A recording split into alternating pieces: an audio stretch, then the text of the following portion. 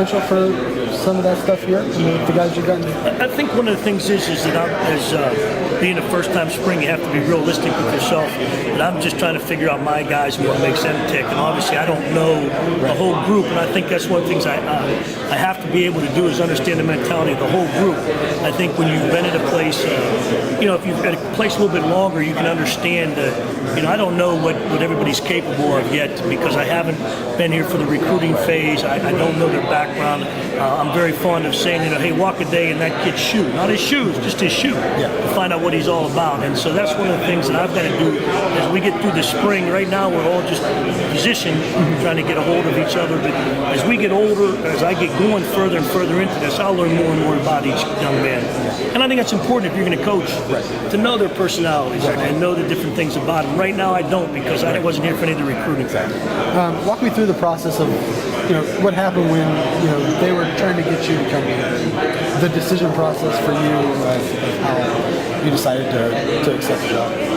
Well, they kind of last year it really started. They had talked to me a little bit last year, and Oliver told me, and I said, "Oliver, I got some other things going right now. I'm really, I'm going to stick to that." This year, then I got a call from Tony. And then, Tony and I see each other in recruiting all the time. We've had a lot of fun over the years. And he asked me, a couple questions about some things when I come down and talk with Coach Holgerson, which I did. And then I met with Oliver Luck.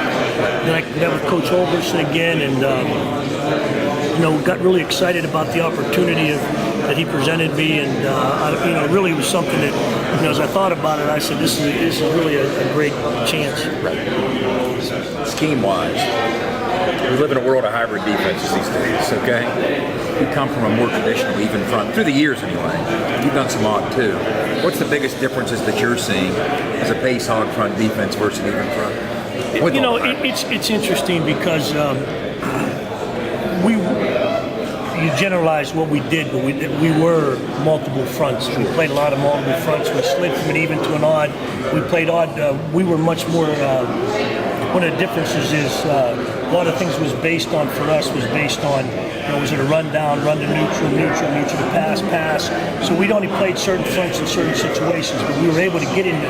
We were versatile enough to get into, especially in 2006, we jumped a lot out of different and into different defenses, and so it's one of the things you've got to understand is with all these hybrids and different things everybody talks about is it all looks good. It's what can you teach your players? What can they understand? What can they know? And it's one of the harder things as a coach is to remember that we sit around all day and talk about this stuff. They don't. And what you think is easy might not be easy to them, and so one of the things we have to be able to do is to figure out what can they handle mentally, so it all sounds good and all the different things, but if your guys can't handle it, then it's too much, because one of the things as a coach that you really try to do is to get them to play fast. So you have to figure out how much is too much. What is what? And I know it sounds trite, but it's not. No. It really isn't. You just got to figure it out. You can only go as fast as your slowest learner. You have to understand the personalities. And that's one of the good things on this staff. We got 4 guys that are coordinated that can go to Tony and say, Tony, this is it. My guys just don't get. This is the one thing that's kind of screwing us up. So what you try to do is figure what you do well, what your defense does well, what the personality of your defense is, and then go from there. Because you never try to fit a pole, into the round hole, because it's not going to fit. And so even though you like the odd or the even or what you like, it's the type of players that you have recruited that fit into it. And then guess what else too? If it doesn't work, then when you have to adjust, then you adjust. And so we were always trying to be multiple enough that we weren't going to put ourselves into that position where we're just a 14, because we would play a 3, we would do different things. Well, it's interesting to hear you say that, and here's what I like to ask you. When you're at Penn State and you were looking at down and distance situations, and each kind of situation is unique. I might run an even here versus an odd there, or a combination. What types of situations did you find yourself running the odd more? Was it a passing situation? Well, was it based on personnel? No, 3 technique that can be disruptive? For us, in general, it was a passing situation. But if we were going to see a lot of the spread that we knew and a lot of hurry up, then we were versatile enough to whatever personnel we could live with either one. Yeah.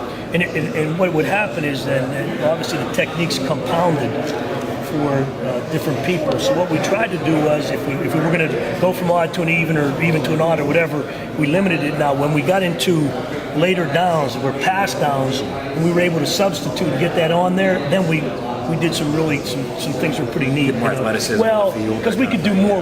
We had more moving parts. Yeah. And I think one of the beautiful things about this defense is we have a lot of moving parts, so we don't have to substitute. And that's what we were doing at Penn State. Late downs, we were substituting, putting in more moving parts. Guys that could do similar things. Sure. Then we didn't have to, because we would have our down guys drop a lot. Our one of our ends really was nothing but an outside linebacker at times. Like your 5 or yeah, he would drop off and play a linebacker. And the only problem with that got to be when they would, and not screw everybody up, you would have to start. When you do that, you run into some issues because you have to run with wheel routes, and if you don't feel you can handle a wheel route, then you got to make check calls, gut calls to him to get him back into the middle. Now he's in the middle, and he's got to learn different drops there. So there's some things that go with it.